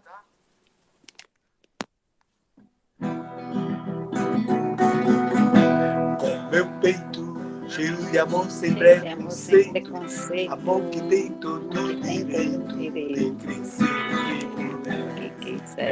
Ah, eu queria, como eu canto, derramar todo o encanto desse amor pra te mostrar. Que a vida é bela, que a esperança te espera, e a paz não vai dar, e a paz não vai matar, porque o amor só quer amar. que a vida é bela, Que a que a esperança esperança te espera, e a paz não e a vai paz não vai tardar. tardar, porque o amor só quer amar. Te falo de Esperança me permite dizer que a dor dizer que a dor existe. tudo passa, solidão já não existe. Solidão já A não tristeza existe. só é Tristeza só é triste sabe para quem amar. ama. Deixe entrar a paz Deixe entrar a paz no coração, deixa de lado a ilusão. nascer uma canção de amor. Deixe entrar a paz no coração, deixar de lado a ilusão e nascer uma canção.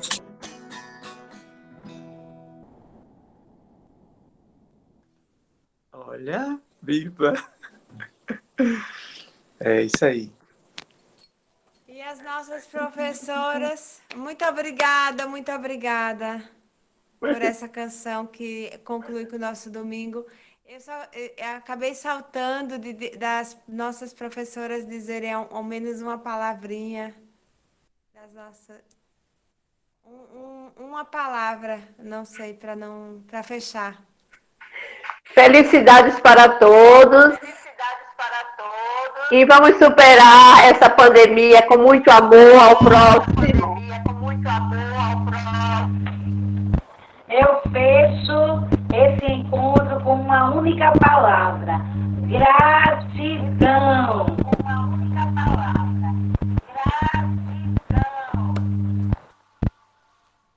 Eu também, né, quero agradecer. E eu quero agradecer, né, com a palavra agradecimento. Muito agradecida. Muito obrigada pelo momento e pela oportunidade da participação. Um abraço grande.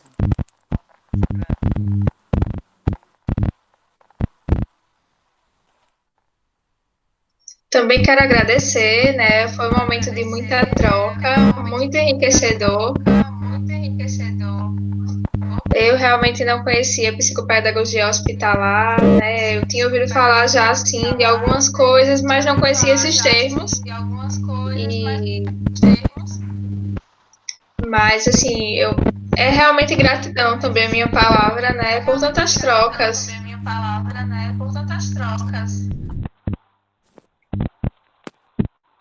Ok, eu também, então, me coloco na fila e agradeço a cada um. E vamos em frente, né? Levando para frente essa aprendizagem que vai até o fim da vida, né? Cada dia a gente vai aprendendo uma coisa nova e se enriquecendo desse manancial que cada próximo traz, né, para a gente. Obrigada mesmo. Um prazer, Regina. Muito obrigada. Obrigada aqui, o Malmir, a doutora Manuela, os participantes. Lindo trabalho de todos. Isso. Então, boa noite e obrigada mesmo a cada um. Parabéns a todos.